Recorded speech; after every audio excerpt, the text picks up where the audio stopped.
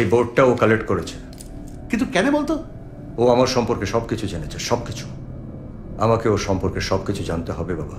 আরে জিনিয়ে কি হবে? তুই আমাকে বল না, আমি লোকাল কাউন্সিলরকে পাঠিয়ে দেবো, ওর কলে জল বন্ধ করে দেবো, ওর কারেন্ট কেটে নিব। কেমন দিলাম? টেনশন করিস না, আমি সব করে দেবো। রণজয় আমার কাছে টেনশন নয় বাবা, অ্যাটেনশন। এবারে আমি রণজয়কে টেনশন দেব। এই তোর পিছনে কেন এত পড়েছে বলতো খুকা? কেউ কেউ ভক্ত হয়, কেউ ভগবান, আর ভক্তরা ভগবানের পেছনে পড়েই থাকে।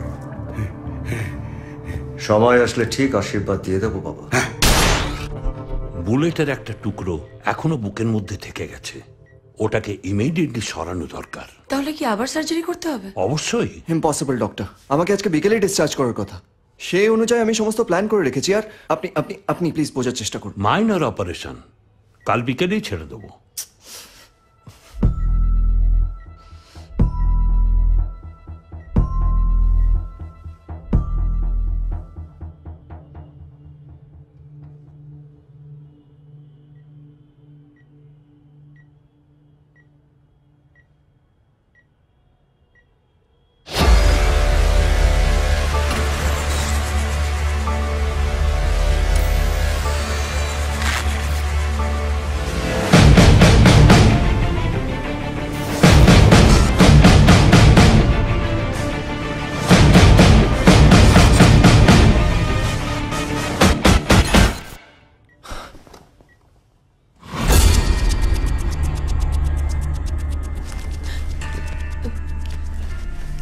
রণ কি?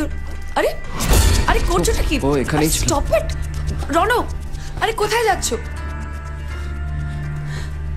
কি হলোটা কি? এই অবস্থায় বাইরে বেরিয়ে এলে কেন? ও এখানেই ছিল, হি ওয়াজ কে? হিয়ার।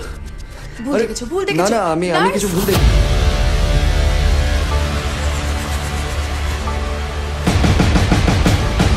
বাইরে বেরিয়েছো কেন? স্যার ভেতরে চলুন স্যার।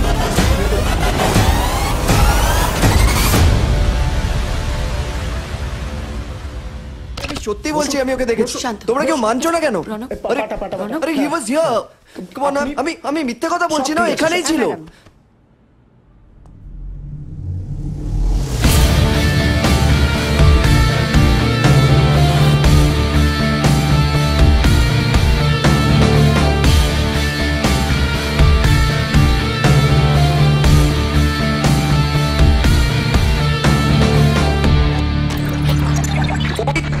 ওই এখানে ছিল, সত্যি বলছি, আমি ওকে দেখেছি। আরে তোমরা কেউ এখানে বিশ্বাস আছি তো। করছো না কেন? হি ওয়াজ রাইট আমরা আছি হিয়ার। এখানে। আরে তোমরা কেউ মানছো না কেন? প্লিজ আরে হি Calm was down. Here.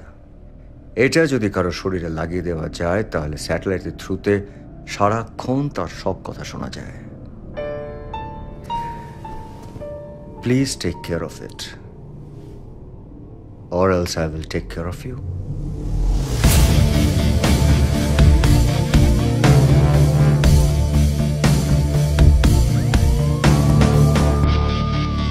Megha, আমি মিথ্যে কথা বলছি না। Please come down, please.